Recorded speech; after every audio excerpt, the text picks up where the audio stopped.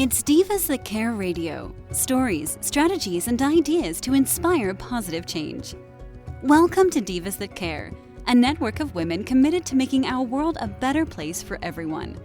This is a global movement for women, by women, engaged in a collaborative effort to create a better world for future generations. To find out more about the movement, visit divasthatcare.com after the show. Right now, though, stay tuned for another jolt of inspiration. To the Divas That Care Network, in a heartwarming, most wonderful episode of Words That Work, True Self Shining. I'm your host, Naomi McDonald, an animal communicator, author, teacher, and light body worker, with a passion for using true stories to make a difference in people's lives. And today we will see how a tiny dog helped a big man uncover a piece of his soul buried so deeply he hadn't known it was there. And this episode is based on Story 8, Reawakening the Soft Within, in my book, They Sing to Our Souls, the Animals Speak. And I'd like to start with one of my absolutely favorite quotes from a French poet. Until one has truly loved an animal, a part of one's soul remains unawakened. Anatole France. And that leads us right into the story of Lacy and Larry. Soon after I hung out my shingle as a professional animal communicator, I was offered a gig, if you can call it a gig. One Saturday each month, I went to Paws Around Town, a pet boutique in Oklahoma City, where people make appointments to see me, an animal communicator. While standing outside my session room one morning, I saw something I thought I would only see in a fireman's calendar. A gorgeous, red-headed, 6-foot-plus man carrying a tiny white Maltese securely nestled in the crook of a well-muscled and tattooed arm. Oh, my beating heart! I patted my chest. What a beautiful sight. I glanced at Susan, the store owner, who was standing beside me. It certainly is an adorable dog, she said, and we laughed for a few seconds. I know it might be hard to keep your eyes on that man for a while, but watch him. He hasn't noticed anything around. The rhinestone harnesses, the tiny boots, the canopied beds. Did you see that? He just strode right by that big orange and black Harley-Davidson rack. It's like he's thinking, maybe if I don't notice anything around, no one will notice me in this fancy place. Yeah, you're probably right, Susan replied. His name is Larry, and he was really uncomfortable when he came in to make the appointment to see you today. Once seated in a black leather office chair, the man dwarfed my small session space with its brightly painted walls and shelves of inventory stock. Well, hi, welcome. I smiled at the white dog who was eyeing me curiously. Her ears were perked up and her snout a little more pointy than most Maltese. Her 3-inch long white fur glistened and was silky without one single tangle, as if she had just come from the groomers. I noticed the absence of a bow on her hair and smiled. The man cleared his throat and swallowed. Well, I'm Larry, and this is Lacy. He glanced at Lacy and stroked her head as if it made it easier for him to speak. This is the strangest thing I've ever done, but a lady at my wife's work said that someone at this store could ask Lacy questions. So I have questions, and I made an appointment. This must be life or death, I thought. But I said, well, tell me what you'd like to know and I'll try to get the answers you need. And that's when I heard it, or felt it, or sensed it, but it was faint. I let my dad's soft hang out. I shook my head, a little confused because so far I hadn't addressed the little dog. My girl here goes pretty much everywhere with me. I even got a safety pouch on my Harley and a special seat in my truck. But then I heard it again and got distracted. I let my dad's soft hang out. But Larry seemed oblivious to my distraction. So he just went on. Like I said, Lacy goes everywhere with me, and in a few weeks, my wife and I are going on vacation. I want to know if Lacy wants to go with us, even though it means she would spend hours alone in a hotel room, many more hours than what she's used to. Or would she like to stay with my mother-in-law? She likes my mother-in-law fine. When Lacy squirmed in Larry's lap, he put her down on the black and white zebra striped carpet. Then she promptly jumped straight up into my lap right on top of the session form I was filling out. See? I let my dad's soft hang out. I want to go with him. A hotel is okay. When I realized what that little dog meant and that she had jumped into my lap to make a point, I covered head to toe in goose flesh. Stuff like this only happened in fictional movies. Oh, I'm sorry, Larry said. She never does anything like that. I've never seen her jump in anybody else's lap. Oh, it's okay, I said, and put down my pen and stroked Lacy's back. Well, it's been years since we've been apart, but the most important thing is for Lacy to be happy. My wife and I'll do whatever she wants. Oh, she wants to go with you, I said. The big man sighed. Oh, good. That's good. But she said something else. She did? What? Something about the trip? No, not about the trip. She said, I let my dad's soft hang out. The expression on Larry's face was priceless. His red brows knitted together and his mouth quirked down. And he looked at me as if I were juggling monkeys. What? He said. You stumped me there. I have no idea what that means. So I repeated it. She lets your soft hang out. Unable to hide the giddy grin that welled up from my stomach. The room went silent and still as Larry turned inward for so many minutes that I worried that my glib manner had offended him and that he might just take his dog and bolt. But then the gravity and the sincerity of his words when he did speak took my breath away.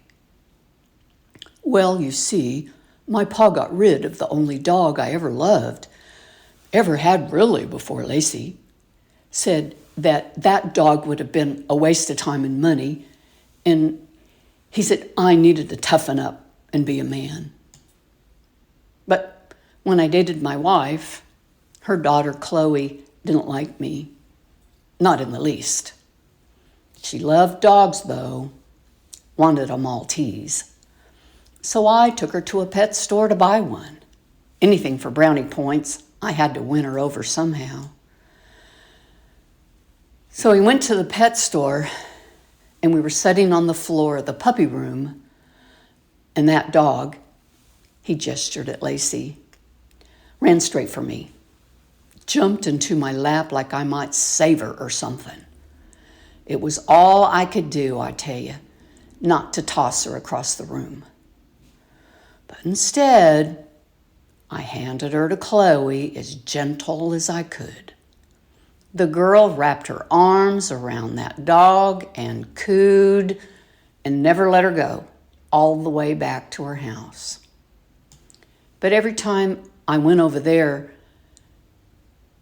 Lacy ran around me, barking like a maniac. She rolled onto her back, wanting a belly rub. I couldn't sit down without her jumping in my lap.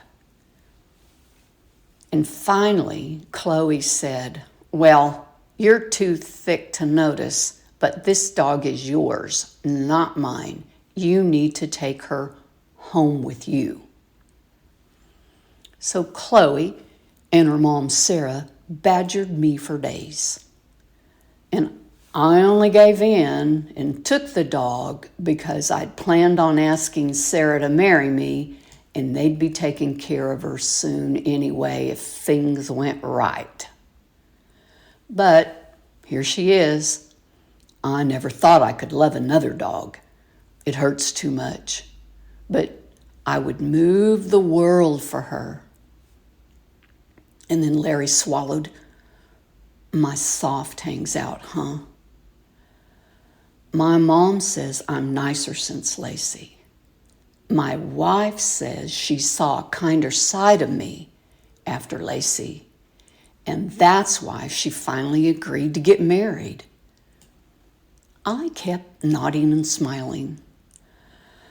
I guess I might as well go on because I'm baring my heart and I can't believe I'm doing it. But that first night with Lacy was a nightmare. Oh, God, I was mean to her. I had enough to do without taking care of this little nonsense dog. And I was raised to believe that dogs did not belong in houses, much less in your blankets and sheets. And when she wouldn't stay off the bed, I finally pitched her off. But when I woke up in the morning, she was curled up at my chest under my arm. I opened my eyes to the most beautiful dark eyes looking at me with love despite what I had done. And that feeling was something I had never felt before. And I don't understand it, but something just burst open. Wow, I said. You know, that reminds me of a French poet, Anatole France. And he says, until one has truly loved an animal, a piece of one's soul remains unawakened. And it was Larry's turn to nod. He just sat there and nodded. So I went on, maybe Lacy chose you for that purpose. Maybe she sees the real Larry that was in there all the time. Well, he said, she did choose me. I can't doubt that. I believe she did. I smiled and nodded again. But something I don't understand, he said. My life got better. I never would have ever thought that a dog could make someone's life better. How is that? Well, lots of reasons, I shrugged at him. But my guess is it was hard for you to love anyone. Lacy's love is like a mirror. You can see the love in her eyes. You can feel the love from her. And that lets you know how it feels to truly love another. And loving another allows more of the same to come back to you. It's like currency. Then I looked purposefully into the deep blue of Larry's eyes. I can see you are kind, and I believe you're always considerate now when it comes to Lacy, and that can only bring kindness and consideration back to you. Well, I got a long way to go in the kind department, Larry said, but it's a start, I guess. Well, experiences in this lifetime and past ones can cause us to build layers around our hearts. But each time someone, even wonderful little white dogs, gives us the opportunity to break through a layer, a little bit more of our true self shines through. Well, I can't say I understand this. And Larry turned inward again. When he looked up, his eyes were damp. He reached for Lacy with such tenderness and raw openness. It was all I could do to not tear up. Then he let out a deep breath. Okay, so here goes something else. I feel so guilty about how I treated her in the beginning. I mean, I was bad. Well, we never want to think, or quite often we don't even recognize when we're being less than kind to another. But maybe there's another way to look at it. What if that was Lacy's purpose? What if you had to be unkind to her in order for you to recognize the fact that she saw the real you, the soft within, not the person that had hard layers from their upbringing or old traumas? And I think you said it earlier. Larry shrugged. What did I say? Well, I opened my eyes to the most beautiful dark eyes looking at me with love, despite what I had done. So, instead of guilt, what you might feel from that? Well, I don't know, he said. And he squeezed his eyes shut. And when he opened them, he said, oh, Shinola, thanks. I would feel thanks, because I have never felt like this. Except for now with my wife. And believe it or not, her daughter. Well, there I went again, nodding and smiling. I was beginning to feel like a dashboard bubblehead. I just came here, Larry said, to see what Lacy wanted to do about our vacation, but man, I don't know what to think. And then the most amazing thing happened. A shadow lifted from the big man's ruddy face, and he beamed. He looked down and cradled the dog in his arms a little tighter and said, "This is not an animal. She's an angel." She sure is. I handed the man his copy of our session. I let my dad's soft hangout were the only words I'd gotten on the page. Sorry, that's all that's written down, but my name and number is on the top if you need anything. Larry read it, grinned, shook his head, and walked down the store aisle with his dog. I stood and watched, a little concerned that I might have overstepped. That man was not used to opening up to anyone, much less some stranger in a pet store. But then I saw Susan, the store owner, helping Larry with a tiny pair of goggles and a stunning black leather dog jacket with a Harley emblem. Her smile told me that all was well. And this session was one of the first that brought up as many questions as it had answered. Did Lacy consciously and with forethought say, "I let my dad soft hang out"? Did she purposefully jump into my lap to make sure that I repeated her words? Or is there an organizing principle, a true self aspect, or maybe, as Larry says, an angel that gave Larry the opportunity to open his mind to a more spiritual aspect of our relationship with animals? And then clarity came when I remembered Deepak Chopra's quote, "Before a thought becomes verbal and is experienced as language, it's just an intention. At the pre-verbal layer, all of nature speaks the same language." So I then knew that I had somehow tapped into Lacy's and Larry's intended purpose together, and that the language was purely my interpretation of that purpose. Because there was no doubt that Larry had been given a choice to continue in the family tribal beliefs around dogs, or open his heart and travel and choose his own path.